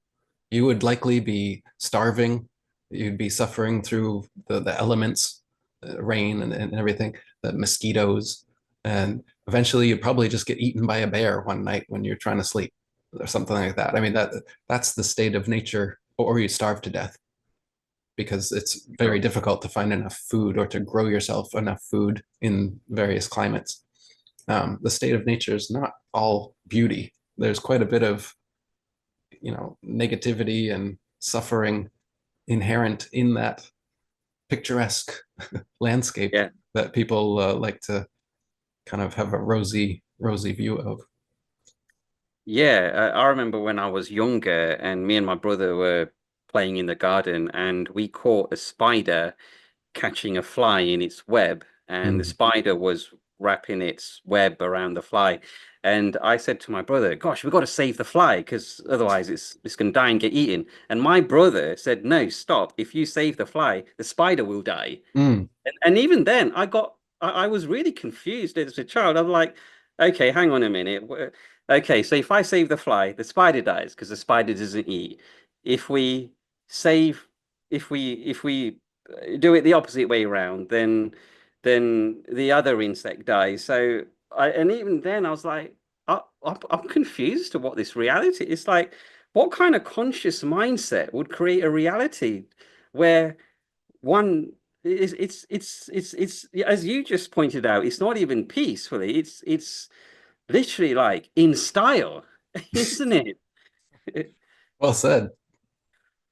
Question 7, follow up to question 6. I think one of the reasons, or maybe the main reason, that the original Matrix was not designed so that everyone would be happy is because the system feeds on polarities as well as loose energy. If you take a step back and observe the many polarities of our world, you'll see it is rampant in this respect. Just to name a few examples, we have rich, poor, beauty, ugly, life, death, pleasure, pain, short, tall, dry, wet. The list goes on. And I think the countless polarities also strengthen the matrix because a realm that has 2 points to oscillate between is a vibrating reality. Oneness does not vibrate, it just is, and our world is a vibrating one, ranging from the heart beating right through to the night turning into day and vice versa. Do you think achieving a sense of stillness and detachment from the vibrating physical world could possibly be the answer to escaping the soul trap and returning to the one, the infinite? Mm. Right. Yeah, that was, I did mention that earlier. You Um, did. You already answered that question, actually. You did. I know. Anyway, I mean, we can skip that one if you want. You did kind of answer it. Anything else to add to that one, anyway? right. So I do think achieving a sense of stillness and detachment in the form of meditation and stoicism or Buddhism are helpful. But I'm weary of any concept of returning to the one. Um, the infinite sounds a bit more to my liking. The infinite is meaning that there could be an infinite amount of individuated consciousnesses. When people talk of the one, though, I worry and wonder about, is that another form of deception in a sense, or is that actually what I would want in the sense of, if there is one originating consciousness and I am a individuated aspect of that one, well, currently anyway, I enjoy being me and my individuated aspect of the one consciousness. And the idea of just dissolving myself to go back to the one, maybe eventually I might think that that's a good idea, but currently that doesn't sound like something I would like to do. And what I would like to do, if possible, is maintain my autonomy and my individuated consciousness. And what I would hope and love to happen is something similar to the movie What Dreams May Come with Robin Williams, where in the afterlife realm, everybody is just kind of like a co-creator of infinite dream spaces. And so you could create your own realms and dimensions and worlds and invite other people to come in and co-create with you. If you don't like it, you can go somewhere else. And, it's very free, and everybody was powerful and had autonomy and agency in the afterlife and was creators themselves, instead of just being created beings. I have this real issue with being a lowly created being and not knowing my creator or having any knowledge of the creation itself, and being able to reverse and go back and see how that all happened, and understand it. Um, I feel like inherently we should all be creators ourselves in that sense, and that we should have the ability to create our own worlds. And then there's nobody responsible but us. Then I wouldn't have any beef with any entity that I don't know about. The whole beef would be with me. And some people say that that could be what is going on, is that in essence, you are God. And the whole soul trap is you tricking yourself into believing you're an individuated consciousness, when in reality, you are ultimately just part of the one. And that does make sense to me. I mean, ultimately, we must come from some originating point, or potentially, like you said, an infinity, which to me actually sounds even more appealing, because infinity is open ended and free, whereas oneness is enclosed. It's solid. It's already done with. Doesn't seem as freeing to me. It seems like it could be a dominating aspect. I don't necessarily want to be one with the one if the one doesn't agree with everything I agree with. And I doubt he does. Otherwise, there'd be no reason to have individuated consciousness. So I'm happy with my personalized, individuated consciousness for now, and don't really want to go back to the one unless I can be, persuaded in some way that is beyond my knowledge at the moment. Sure. No, I find that very interesting. That's really good. Okay. Question 8. Why the lie? Disorientation, perhaps. Since we are on a still Earth, possibly a fragment. You did mention this earlier. I'll read out the question anyway, just in case you've got anything additional to add. But possibly a fragment got detached from the original. I was going to say one, but let's call it infinite. Okay. All right, we'll use the word one anymore. The original infinite reality got converted to serve the archonic matrix system. Do you think the intention to make people believe we are on a spinning ball is an attempt to keep us disorientated and ungrounded from our foundation? Because if you think about it, if we believe we are on a still earth, we can achieve a sense of stillness and calmness, which in itself can possibly be a path to going back to the infinite. Maybe this indoctrination of making us believe we are on a spinning ball, whilst has many facets as to the reasons why it's been imposed upon us, definitely puts us in a state of disorientation, constant movement, and unbalance. Flat earthers who are advocates of the loving God concept will say they are trying to hide God, but we've covered that ground, so we won't go there. But do you have anything to add to that? Hmm. Yeah, like the spinning globe and the whole heliocentric model going four different motions simultaneously in different directions keeps us in constant upheaval, always on the go, never still. And it's incredibly disorientating to make people believe such things, totally contrary to their senses, because none of that is happening as far as we can tell. As far as we can tell, we're motionless, and everything in the sky is revolving over and around us. And so they're making us senseless and replacing our common sense, everyday lived experience of the world with hearsay from assumed authorities. And that is such a huge and impactful power play. But people act like it doesn't even matter. They say, what does it matter if the earth's flat? Well, it matters because you have now chosen to believe argument from authority over your own senses and lived experience of the world. How much more impactful could anything be? You've become a senseless being that no longer believes your own lived experience of the world because Neil deGrasse Tyson told you that you're spinning around, and you're going around the sun and the moon's going around us and blah blah blah, all this stuff. And because you have to just believe it, because it's nowhere apparent. You can't prove any of these things that they're telling you. It's all based on argument from authority and hearsay from supposed astronauts and stuff like this, or just excuses that they've programmed into us since our third grade textbooks about sticks and shadows, or why you don't fall off the bottom of a ball because there's a magical force that sucks you into it, and all these little things that when you tell somebody them at such a young age when they're questioning the world, and then you shut down that natural state of questioning with all these excuses, then if later on in adulthood you hear somebody else asking those same childish questions that you had shut down earlier, psychologically you tend to do the same thing. You'll revert back to that time, and you'll project onto your own young self like that teacher, and you'll start spouting all those excuses and shutting down this naive adult flat earther trying to give you a new worldview with all your old excuses that you learned in grade school. Because again, we've been made senseless. We've been made to not even agree with our own experience. We feel motionless 24/7 our entire life. We've never felt the slightest bit of motion, yet apparently we're spinning like 1,000 miles per hour on the world's axis. You see the stars, the sun and moon revolving over and around.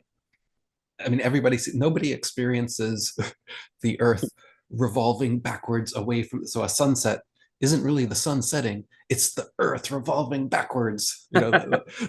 Nobody experiences that, but we somehow believe that over time because we were taught it as children, and all the other adults around you were taught it as children, and now they believe it. So to break out of that mold and start questioning these things that are supposedly consensus and set in stone, we've known them for thousands of years, blah blah blah, makes you the absolute crazy and childish one that nobody wants to even engage with. Because, well, ultimately, if you are convincing enough and convince them to become a flat earther, well, now they're the childish, crazy one that can no longer be invited to family meetings or whatever, you know? So people they don't want it to be true. Flat earth, no, people think that flat earth is a grift. That's what I hear all the time. You're a grifter. You're trying to make money off of people with the flat earth. Really? You think that I came up with the least popular belief ever that nobody wants to hear, and I'm just doing it so I can make a lot of money? Like, there's a lot of money in telling people stuff that nobody even wants to listen to. Uh, Now it's obviously the opposite if you think about it. NASA alone, and there's government space agencies in like 12 or 13 countries now. NASA makes $70 million a day from taxpayer money that they're forced to pay because it's a government agency. And it's the same with Right. China and India and everywhere else that has a state government sponsored space agency.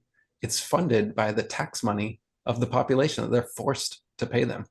So talk about a grift. Space, the globe, heliocentrism, that's the grift. But people are so bought into the grift that when a truth teller comes along and tells them the opposite, they're convinced that that's what the grift is, even though it makes absolutely no sense. Nobody believes it. There's no money in it. The money is in what everyone already believes, and it's forced money. You don't even get a choice to pay for space exploration. You're forced to pay for it. Wow. Yeah, and for the amount of years that I've been into conspiracy research, as I said, my position on flat Earth before was, okay, look, I'm open to the possibility if it's flat, if it isn't, it isn't. And the same attitude as most people. Like, look, I've still got to go to work on Monday, so what difference does it make to me? But as soon as I became a flat earther, I realized personally, I felt different. Mm. So I thought, hang on a minute, there is something more to this. And I'm wondering, like, the cult that controls the planet, they know how our bodies work. Your belief systems control your DNA and your genes. So if your beliefs, your genes and your body responds to your beliefs. So if you're believing that you're on a spinning round spherical ball, then that communicates to your DNA. And I think it causes that inner conflict with your body as well, because your senses are in conflict with what your beliefs are, which then goes out to all your DNA, which is then telling you, well, hang on a minute, I don't experience this. So there could be that element in it as well. Oh yeah. And the non-spiritual, like there's the element of atheism also in it, of course, where they have this big Sure. bang that creates everything out of nothing. So you no longer need to have a god or any kind of intelligent, purposeful creation. It's just purposeless and unintelligent, and everything just explodes for no reason.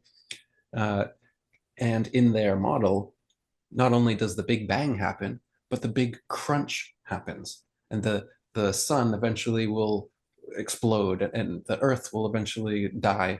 And so, and there's meteors and stuff that are going to crash into us. And so there's constant dangers present in their model that must be felt in our DNA. They must be felt deep within us when you believe that you were created by nothing for no reason, and then one day the sun's just going to explode and all human ingenuity and achievements are for naught.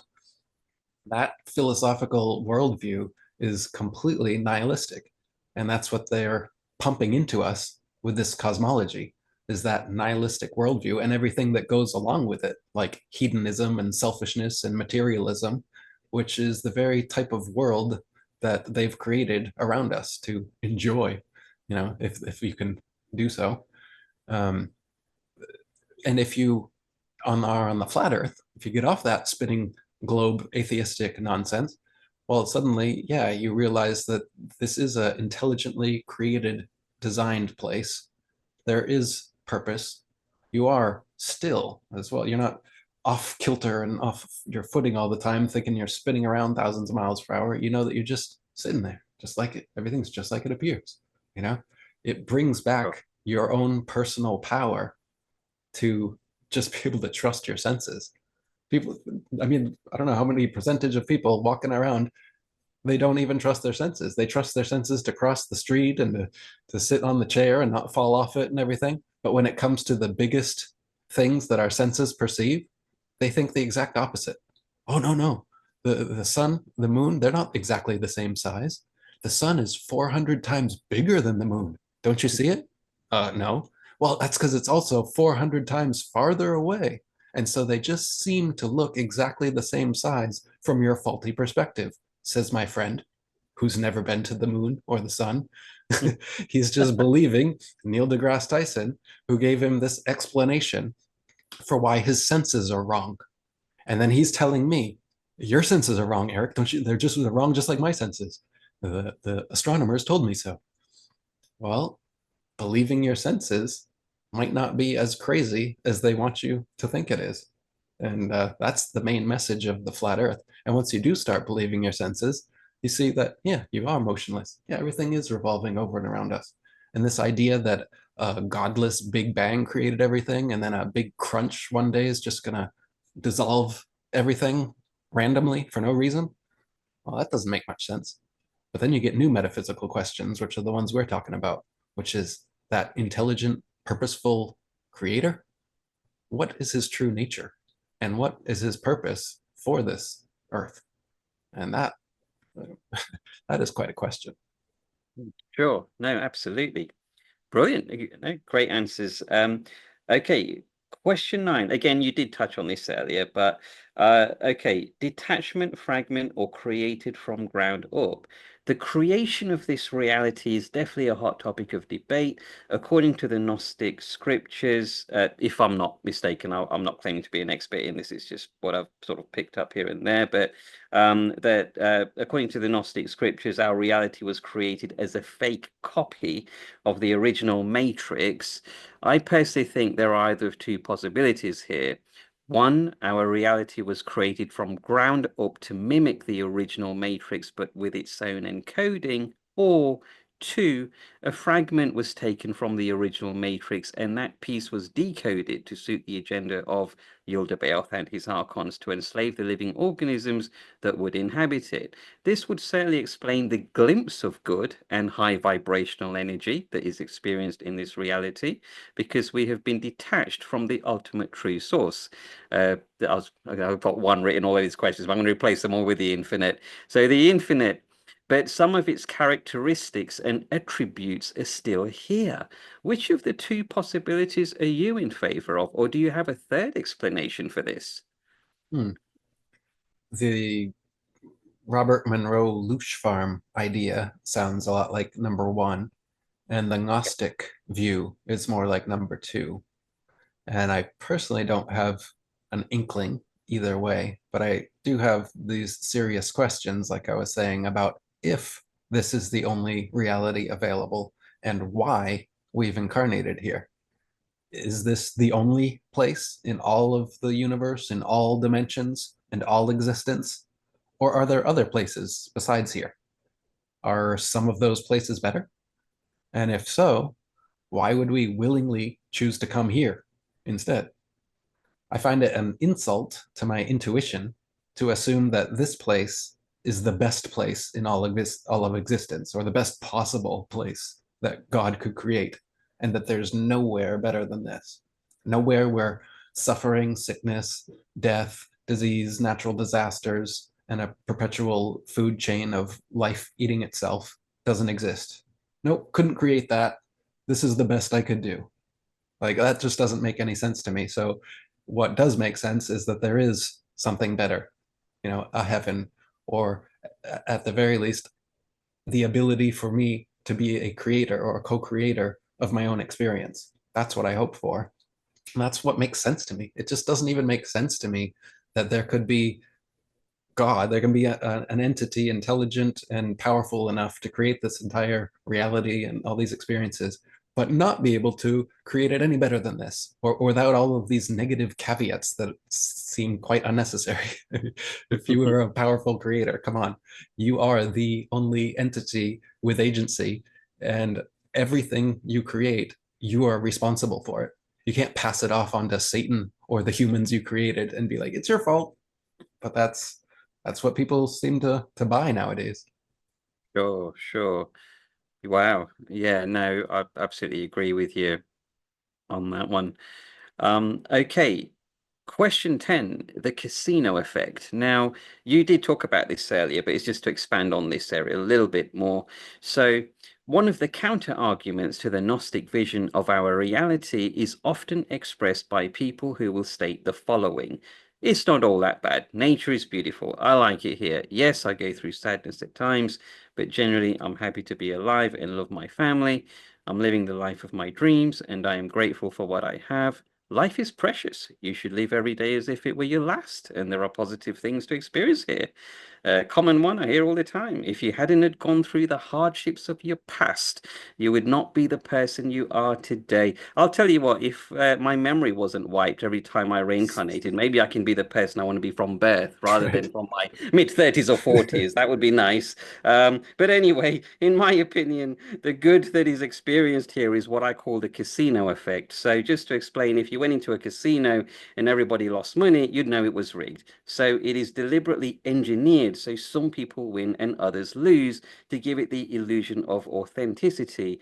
I think Yul has to allow 20% of happiness, high vibrational energy, to be integrated into this reality, because if every single person experienced continuous unhappiness, then everybody would figure out the plot. So it is deliberately engineered. So some experience sadness, others happiness, some rich, some poor, etc., to sell the illusion of its false authenticity.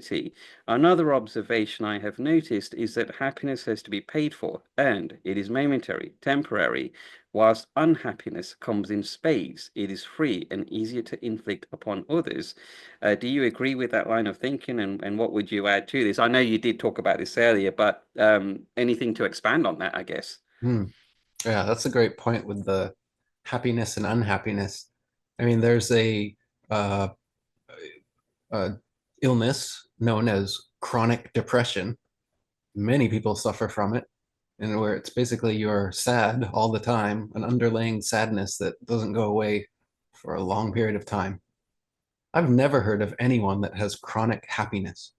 It Wow. wouldn't it wouldn't be an illness, but even whatever it was, it would be noticeable and would be an interesting thing to see if somebody could chronically be happy even through all of life's vicissitudes and especially the negatives. would they really just continue being happy chronically like that? But it seems to make sense that in a realm that the negatives outweigh the positives, as I would say, or the pain outweighs the pleasure, that there would be such a thing as chronic depression that many, many people experience. Also chronic anxiety about the future. What new bad things are going to happen, right? Sure. Depression is for the past and anxiety is for the future. But we don't have chronic excitement and for the future and chronic happiness in the present. Um, that would be Yeah, I cool. mean, I would like to experience a bit of that. And if you did, it would be through some extreme effort on your own part. It certainly wouldn't come about on its own like these bouts of depression and anxiety seem to do. People don't even know where they're coming from. They spend years in therapy trying to figure out the root of all of it.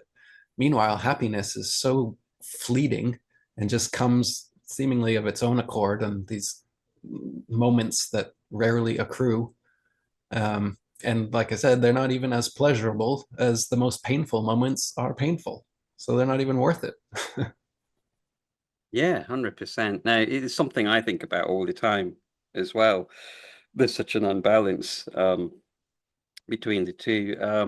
Something you talked about earlier about not quite when we use the word the one, that's something you're not quite in favor of using. Did you ever read the account of David Icke taking ayahuasca and he claimed to hear voices of the one?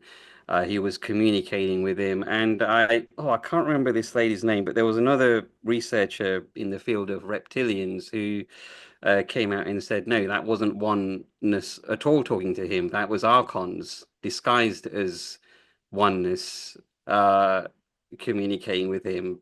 And it was quite interesting. Have you come across uh, that story? Yes, I've heard that story that he's told.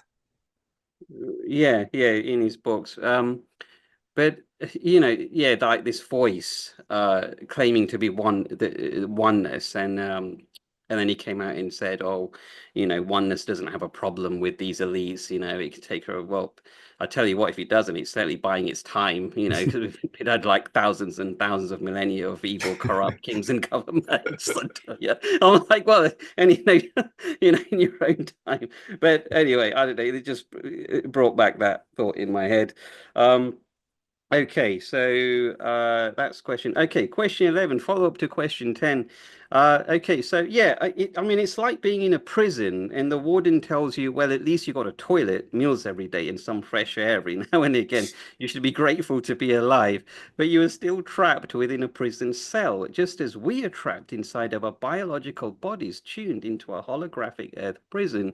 Now, let's say this is something recently that I've been thinking about actually. Let's say you're living the life of your dreams. You have everything that you want and need. You have wealth, valuable friendships, and the partner of your dreams.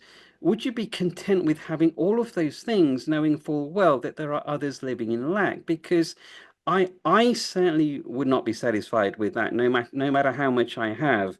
I would be uncomfortable knowing that there is someone else living in lack, and there is an incredible amount of unbalance in this world between happiness and unhappiness, between the rich and poor, etc. We are so conditioned to focus on the I, and I don't like it when people say I'm lucky or that person is lucky. Why should you be lucky over everybody else? It's egoistical, self-centered, and focuses on the I. Do you feel the same? Mm, yeah, exactly. That makes perfect sense. Like, how could, if you have empathy and compassion anyway, how can you be totally content with all the great things that you may have in your life if all around you everyone is suffering and experiencing negative things, especially if Yeah, you're hoarding some of the things that are causing them to have to do it, like a lot of these rich people are doing. The way the monetary system is set up, there's only a certain amount of currency that can go around, and the more you yeah. stockpile yourself, when it gets into the billionaire level, at this point, you've hoarded more wealth than you can even spend in a lifetime. Meanwhile, a bunch of other people that you could, that one way or another, it could be distributed to them, could at least live a better life. you have to cut yourself off. You have to be disconnected and unempathetic to have that version of happiness. And is that really happiness? Sure. Like, what even is that? Psychopathic happiness, I guess. And is that what Yeah. is that what God wants? He wants psychopathic happy people, and everyone else to just be depressed all the time. But even with that psychopathic happiness, imagine it this way. So you get what you said, you all the wealth you want, everything you want, you live in the life of your dreams, all the friends, the partner of your dreams, and you don't even care that everybody else doesn't have it. Yeah. Absolutely. Well, eventually you're going to lose all those things too, right? Because that's the nature of this world. All of those that money, eventually you're not going to have it. All of your friends are going to die. Partner of your dreams is going to die. You're going to die. Everything that you accumulated that made you so happy, that made you feel on top of the world and were living the life of your dreams, is going to be ripped away from you slowly and painfully. Like that's the nature of this world. And so even that person that you mentioned that's living, that gets to live the perfect happy life of their dreams, ultimately they're going to be crushed and diseased and die like everyone else and everything around them as well. So whether they can enjoy their psychopathic version of happiness where they're happy and everyone else is unhappy, ultimately they're going to be unhappy as well. That's kind of how I see it. In operas, it's always a sad ending and everyone dies at the end because um, that's the truest nature of an actual life lived here, is that they're all tragedies. Ultimately, we and everyone we know dies in the end. It's you never get the happy ending in modern movies that you ride off into the sunset with your love. That's halfway through the story, like you're saying here. The person that lives the life of their dreams. Continue, watch the sequel. What happens at the end of the actual movie. It's a lot sadder than when they chose to end it. Sure, sure. No, um, you hit the nail on the head there. Absolutely. Fantastic. Okay, so moving on to question 12, the law of attraction baloney and the parent code concept. One topic I would like to put forward to yourself is this idea that we create our own reality. Now, I am totally opposed to this concept, and from my own experiences, I can conclude that we certainly do not create our own reality. I'm just talking from my experience. In our recent times, there has been this push from what I call fake self-help coaches on this concept, selling the idea that our thoughts create our reality through works such as the law of attraction, The Secret, promoting the idea that everything happens in your life is your fault because you attracted it. We often hear, ask the universe, and it will be given. I am aware that certain people have cured illnesses like cancer through meditation and controlled their health with their thoughts. Now, this I can get behind because I have experienced this myself and have read countless testimonies from people who have influenced their biological state through their thoughts. However, I do not believe the same applies to controlling our external world. My own theory is that we each have a parent code system placed somewhere in the ether which controls what we attract into our lives. As the saying goes, if it is not meant to be, it is not meant to be, or some things are not meant to be in life. And I have come to believe this is very true. We see people who are skilled to get certain jobs but never get them. Why do some people easily get into relationships while others struggle? Why is it that for some, no matter how hard they try, they can't reach the peak success of what it is that they pursue? I have now come to strongly believe that certain opportunities are kept away from us through this parent code system put in place and managed by the archons. What is your viewpoint on this subject? Hmm. Yeah, I've heard some people say that they think we have a life script, or that's the same idea with that soul contract. It usually goes hand in hand, that we Right. signed some kind of soul contract where we co-created a life script that we've agreed to have happen, and we'll have certain events happen and we'll meet certain people. And again, that's maybe, I don't know. I don't remember it. If we did, probably a memory wipe was part of it. Okay. And the same thing with the like law of attraction type of thing. They say that there's this law, but again, how can it's kind of like the law of gravity to me. I don't see that the law of attraction is that much of a law.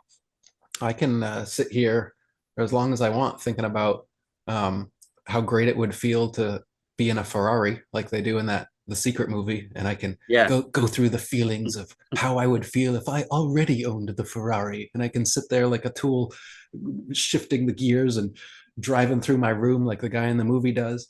And I can guarantee you, at no point in my lifetime is a Ferrari just going to randomly be attracted to me because I aligned with that vibration well enough in my bedroom, in my imagination, revving up my fake Ferrari engine. That's literally how they sell it to you in most of these Yeah. books. I mean, and and I mean, the reality, of course, is that sure, there could be a bit of visualization that helps in the process of manifesting things into your reality. So sitting there and meditating and thinking about things, or even feeling the feelings of having them, like they suggest, don't sound like all that bad of advice. But the terrible advice is the idea that that's all you need to do to make these things come into your life. The main thing you're going to need to do is action. You're going to have to do stuff. You're going to have to do something to make the Ferrari eventually make its way into your driveway. If you're just sitting there doing The Secret all the time, trying to use the law of attraction, it's never going to happen. It's which is why I don't really see it as a law at all. I don't think you can attract things with such an easy method. You can there's certainly tools within your consciousness. There's ways that you can change your thinking that will make things come into your life easier. But if you just change your thinking but do no actions, you take no steps in the physical world towards making those things happen, how could that happen? I mean, even like people that think God is going to bring things into their life like that. Well, God is going to maybe bring other people or events or situations, and ultimately you're going to have to live them. You're going to have to meet those people. You're going to have to relate to them, have conversations, be responsible, and then eventually maybe they give you a Ferrari or whatever. But it will be part of a series of actions that happened, not just you sitting imagining things. Um, I've had this big beef with the law of attraction. So I don't know if that necessarily plays into what you had to say about it. But for me, Yeah. I don't think that it's even really a thing. I feel like it's just this concept that has been promoted out of nowhere, and now it's attained the level of law, similar to gravity. It started out as a theory, and now apparently it's a law, even though there's no example anywhere that you can point to and prove it. Like there's nobody that can you can they can sit down in a chair, envision themselves in a Ferrari well enough or long enough, and you can record it, and then suddenly a Ferrari appears next to them. It's never going to happen. You can never give me scientific evidence of this supposed law. So just like the law of gravity, I have serious questions about the law of attraction, and I think it's really just a jumping off point for anyone who wants to make changes in their life. That yes, visualization is a great step, but they sell it as if it's the only step necessary to get all of your dreams to come true, when it's really just maybe 10% of it, and the other 90% is actually doing things to make it happen. Yeah, absolutely. Like, say if I use the law of attraction to attract the woman of my dreams, so that woman now is mine. So because she's mine, I've taken her away from everybody else. So because I've got her, somebody else out there cannot have her. You see, again, it's kind of empathizing with with everyone else rather than just focusing on the I, isn't it? It's like, I want this. I want a Ferrari. I want the woman of my dreams. I want the job. It's very I focused. I think Mm. that's again my issue, along with the other things that you just talked about as well. Yeah. Yeah, and even if it was a collective altruistic focus, I don't know that that's going to happen. People do that all the time. They do mass Mm. meditations for peace, and they get a whole bunch of people together, and they sit there and think about a peaceful world, or try to bring in a peaceful world by not thinking, or whatever the intention might be. But ultimately, the world is still fraught with war, and no matter how many millions of people come together trying to attract uh, a better world, I haven't seen any noticeable difference. Or prayer is another one. Billions of people today and throughout history, I think have been praying for a better world and praying for things to happen, and they do or they don't. When they do, they praise God, and when they don't, they just blame themselves probably for not praying hard enough.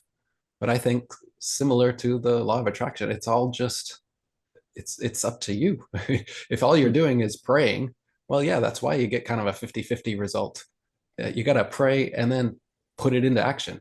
If all you're doing is law of attracting, you're not going to get great results. But if you visualize and then put it into practice, yeah, I can see how that could be part of the process. The issue is when they act like it's the entire process in itself. Sure, sure. Great stuff. Right. Question 13. The experiment by Dr. Masaru Emoto.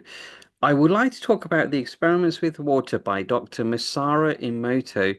In his experiments, he discovered that water responds to certain human emotions and words. For example, when you express anger, expression, or hate towards water, the molecules become imbalanced and disproportionate. However, when you express emotions such as love, kindness, and appreciation, the molecules form these beautiful symmetrical shapes. Where I am going with this is that we have talked about this reality being energetically synchronized to work in favor of evil. Now, if this is true, then one can argue that surely in the above experiment, the opposite would occur.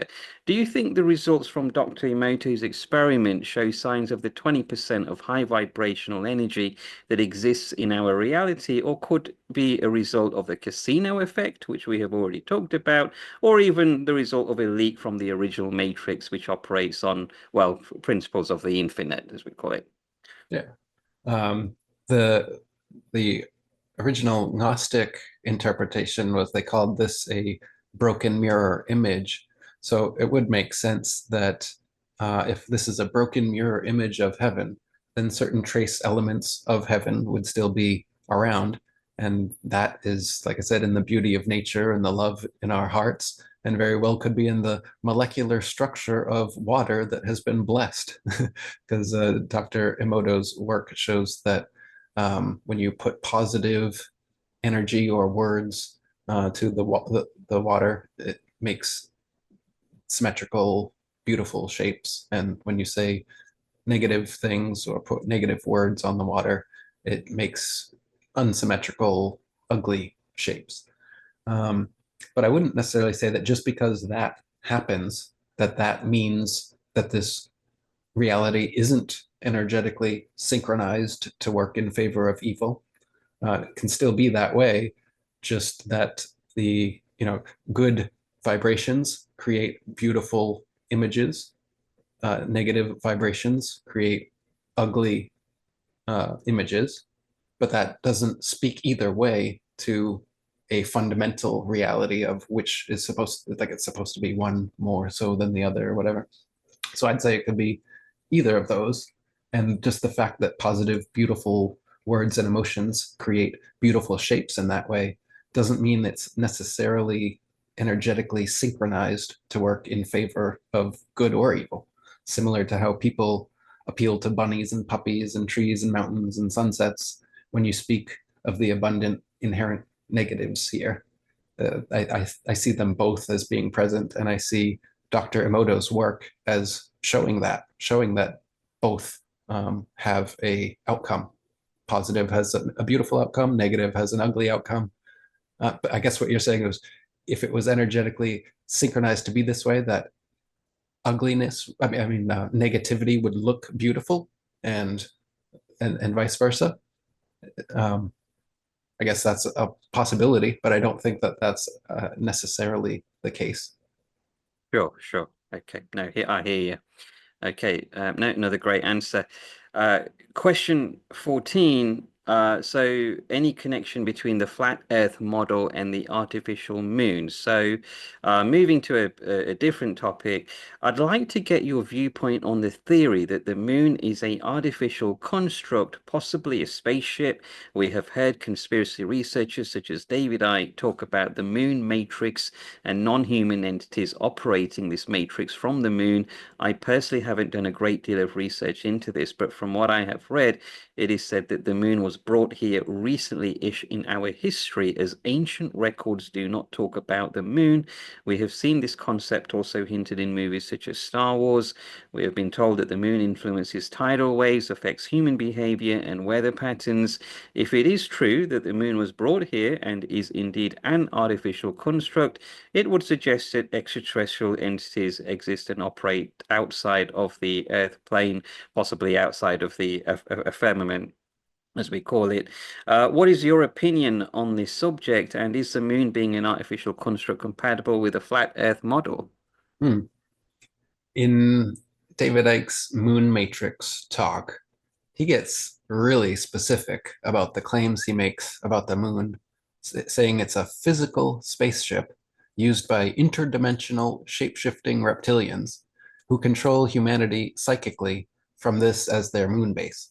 And his whole idea is predicated on the heliocentric globe model with a physical moon that physical beings can land on. And I'm open to the idea that there could have existed a time in history before there was a moon around in the sky. But all the other specifics that he mentions are unprovable and don't make any sense to me at all. The idea that the moon is a physical spaceship, he calls it, that came from another physical place in outer space, which I don't think is a thing, and then came here harboring shape-shifting reptilians, which is something, again, I don't see enough proof that that's a reality, though I leave a slight bit of possibility that there could be something to what he's mentioning. But he talks about shape-shifting reptilians as if it's the most concrete part of his philosophy.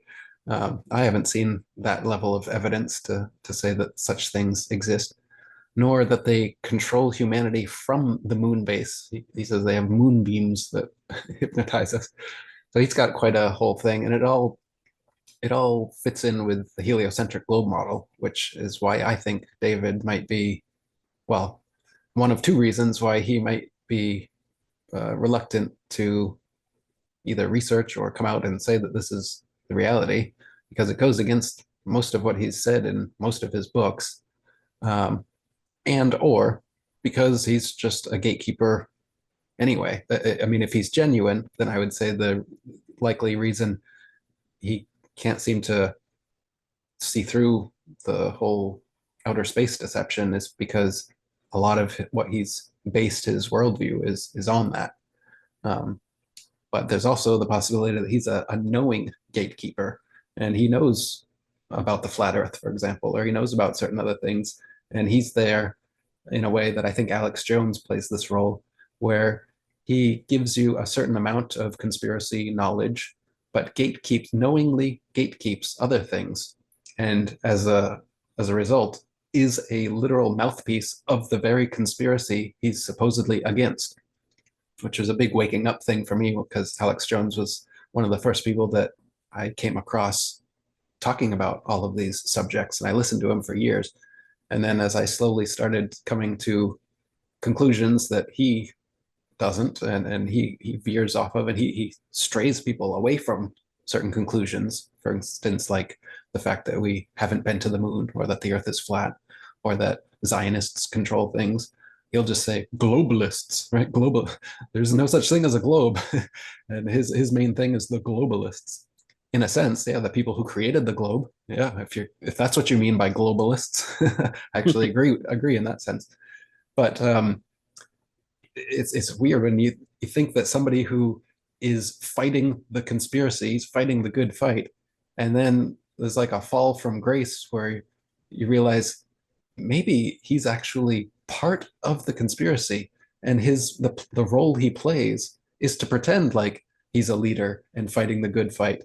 And what he does is give you half truths that makes his audience impotent, because now they just believe the half truths of their leader instead of finding the real truth and getting to things that could be more impactful.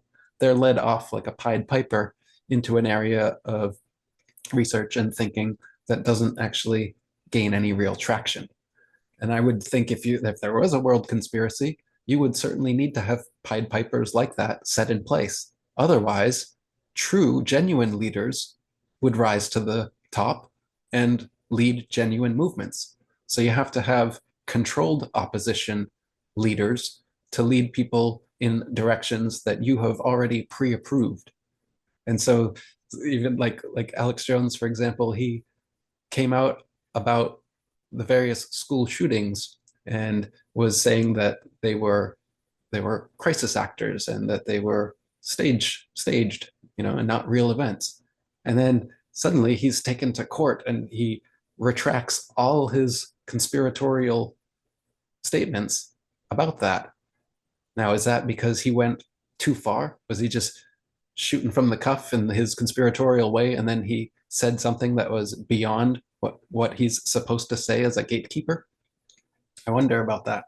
Even whether he's a gatekeeper or not, they shut the gate on him during that instance, for example, because he said something that was too far, and now they had the whole lawsuit against him and stuff and shut him up and banned him off a bunch of platforms and all that. But anyway, Yeah. all that to say that I wonder if David Icke is like Alex Jones in that sense, because there's a lot of things that point to it in my eyes that he could very well be another controlled opposition gatekeeper that says a lot of things that I do agree with, but then comes up with a lot of other things like this moon matrix we're talking about that I really don't agree with. And then he won't take the next step to go further down the rabbit hole to some much more impactful truths that are contrary to the things that he's published previously. Sure. And I guess once you've published something on hard copy books that have gone out in their hundreds, if not thousands, to go back on your word on those books and say, oops, I made a mistake. It's a bit of a hard thing to confront, isn't it? To say, sorry, people, I was wrong what I said in those books. I've got to write something different now. I guess it's a bit of a difficult position to be in, I suppose, for any author. Sure. I guess I don't know maybe if that has a factor in it, but um okay, but no, it's been an absolutely brilliant conversation. So question 15, finishing on a positive. So we have talked about our reality being energetically synchronized to support evil, Gnosticism, and the negative nature of what we are contained in. Just to finish on a positive, I believe to show expressions of kindness, compassion, empathy, and to share and be nice whilst are going against the tide of our matrix may possibly be an exit out of this place and lead to a path back to the original one true realm. It is courageous to say to this system, yes, I know inhabiting positive attributes will result in me finishing last. As the saying goes, nice guys finish last. But even knowing this, I am still not willing to comply to the energetic frequency of this simulation. I am going to continue to show characteristics of kindness to others as far as practically possible. To what the Matrix allows, I will continue to practice the art of stillness, nurture my spiritual awakening, so I can go back to home, to where it is that I actually belong, and not stay here. Not only this mentality and spiritual way of being may lead us out of the soul trap and get us out of here, but it's possible that if more and more people inhabit this approach to life, it will stop or reduce the loose energy that releases out, putting the archons in a position where they will no longer be able to sustain this reality, thus forcing it to reemerge back to the original mirror in which the broken piece came from, or dissolve entirely so we can return to where we belong.